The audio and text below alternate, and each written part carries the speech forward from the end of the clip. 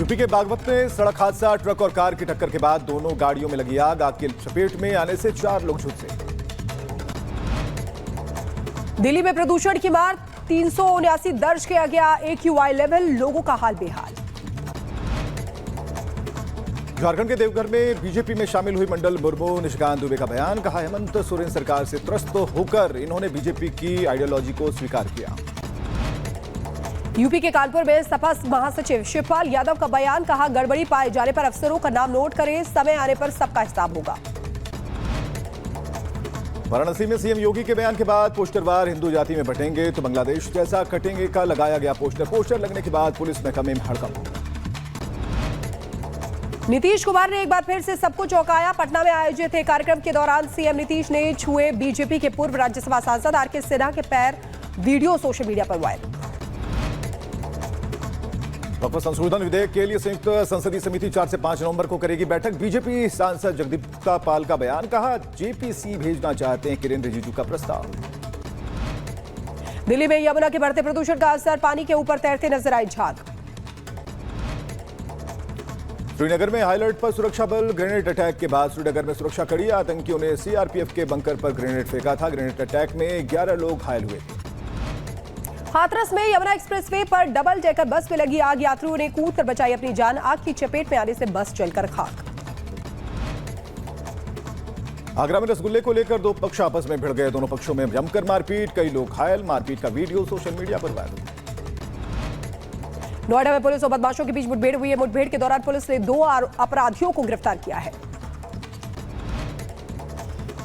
UP के सीतापुर में वकील के घर में घुसकर दबंगों ने की मारपीट का वीडियो सीसीटीवी में कैद, परिवार के 6 लोगों को आई चोट।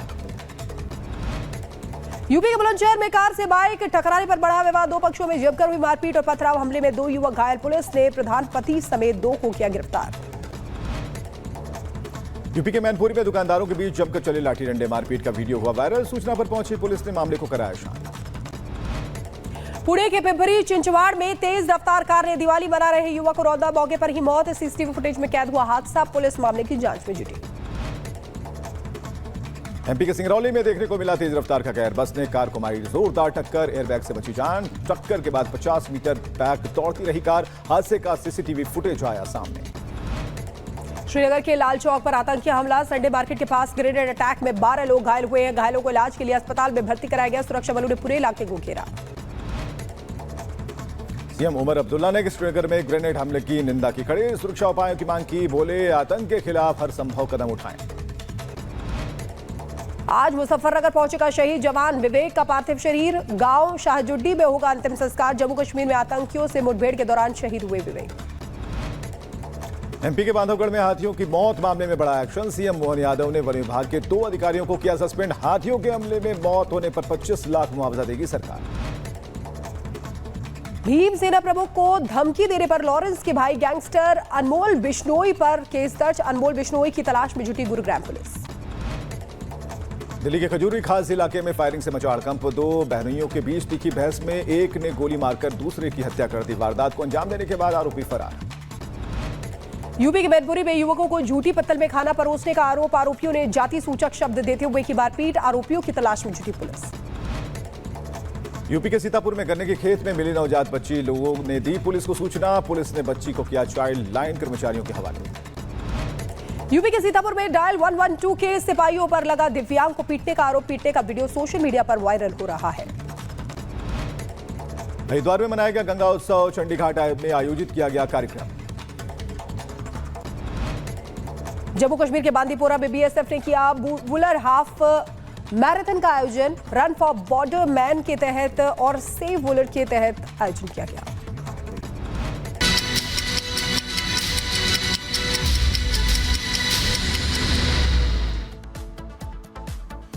और इसी बीच आपको बता दें कि उत्तराखंड के अल्मोड़ा से खबर मिल रही है, जहां पर बस खाई में गिर गई, कई लोगों की मौत हो गई, बहुत सारे लोग घायल भी बताए जा रहे हैं। रामनगर में बस जा रही थी, हादसे में 5 लोगों की मौत, कई लोगों के घायल होने की सूचना भी इस वक्त मिल रही है। तस्वीरें आपको दिखाएंगे उत्तराखंड के अल्मोड़ा से, 200 फीट गहरी खाई में जाकर बस गिर गई। उत्तराखंड के अल्मोड़ा में बस खाई में गिरी। हादसे में कुछ लोगों की मौत हो गई। आंकड़ा 5 बताया जा रहा है। कई लोग घायल, 20 से ज्यादा लोग घायल बताए जा रहे हैं। हादसा अल्मोड़ा के मारचूला के पास हुआ। हादसे के वक्त बस में 42 यात्री सवार बताए जा रहे हैं और पुलिस के मुताबिक मृतकों की संख्या और बढ़ सकती है। तस्वीर इस वक्त हम आपको दिखा रहे हैं, आपको सामने नजर आ रहा है। अभी भी जो लोग हैं उनको बचाने की कोशिश की जा रही है। प्रशासन वहां पर पहुंच चुका है। पुलिस के मुताबिक बस किनार से रामनगर जा रही थी और इसमें ज्यादातर स्थानीय लोग ही सवार थे और मारचूला के पास बस अनियंत्रित हो गई। नियंत्रण खो गया ड्राइवर का और पलटी खाते में जो वहां पर साथ में आपको जानकारी दे दें कि खाई है वहां पर जा गिरी है बस। 200 फीट गहरी खाई में गिरी है। आपको नजर आ रहा है कि जो आसपास के स्थानीय लोग हैं वो भी मदद की कोशिश कर रहे हैं, क्योंकि ऐसी जगह पर प्रशासन का पहुंच पाना थोड़ा मुश्किल भी होता है, थोड़ा समय लगता है। 2 अलग अलग एंगल से इस वक्त हम आपको तस्वीर दिखा रहे हैं। सामने आपको बस देखिए, कितना बुरा ये हादसा हुआ। बस के परखच्चे उड़ चुके हैं, छिटक कर लोग साइड में गिर गए। अल्मोड़ा में बस खाई में गिरी और दूसरी आपको इस वक्त जो स्थानीय लोग वहां पर मौजूद है, पुलिस भी वहां पर पहुंच चुकी है। लेकिन उससे पहले की तस्वीर आपको दिखाए, जो स्थानीय लोग थे वो मदद के लिए आगे आए। 200 फीट गहरी खाई में बस पलटी और उसके बाद कई लोगों की मौत। 5 लोग बताए जा रहे हैं जिनकी मौत हो चुकी है। एसडीआरएफ की टीम रेस्क्यू ऑपरेशन में इस वक्त जुटी हुई है।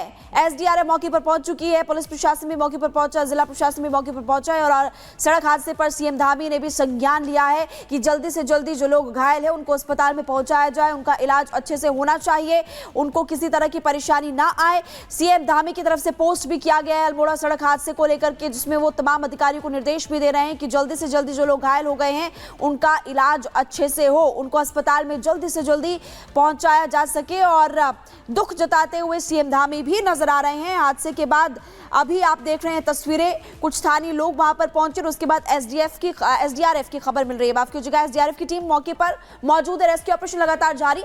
अल्मोड़ा में जो दुर्घटना हुई है वो दुखद है। सीएम धामी ने ये पोस्ट किया है।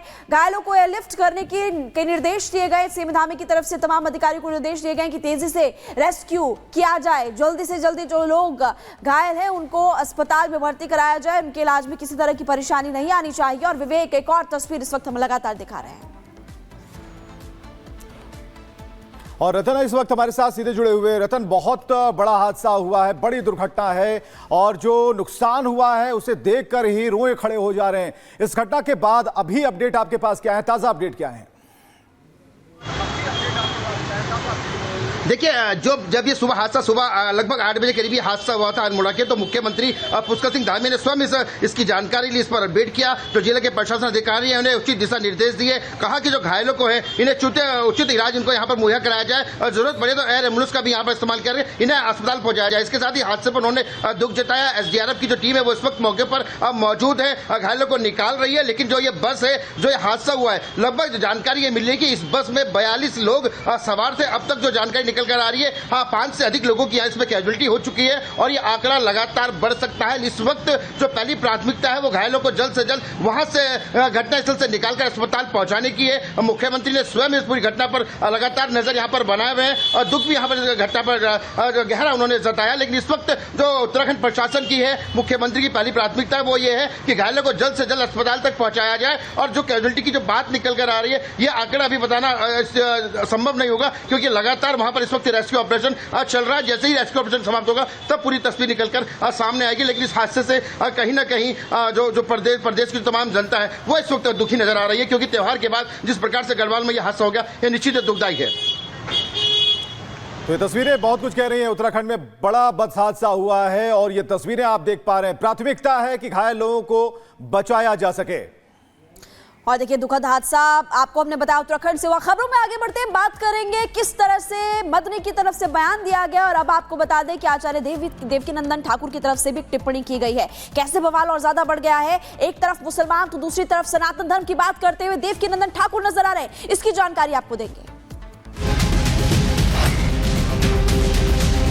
मुसलमानों की जमीन को हड़प करना चाहिए, या तो वक्फ बोर्ड मिटाना होगा या फिर सनातन बोर्ड बनाना होगा।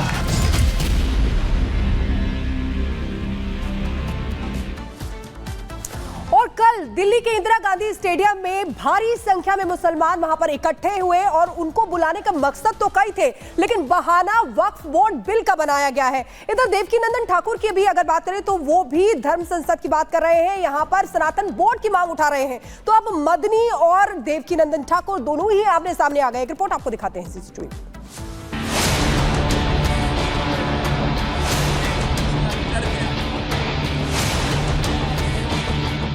क्या आप उस औकाफ को खत्म करते हैं? इसका मतलब है मुसलमानों की जमीन को हड़प करना चाहते हो, हराम खाना चाहते हो, इसलिए उन औकाफ को हड़प करना चाहते हो। या तो वक्फ बोर्ड मिटाना होगा या फिर सनातन बोर्ड बनाना होगा।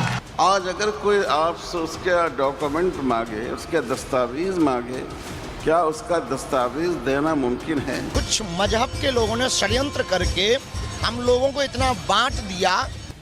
वक्फ बिल के खिलाफ जंग अभी तक जुबानी था, लेकिन अब तैयारी सड़क पर उतरने की है। रणनीति तैयार है जिसकी ये बानगी भर है।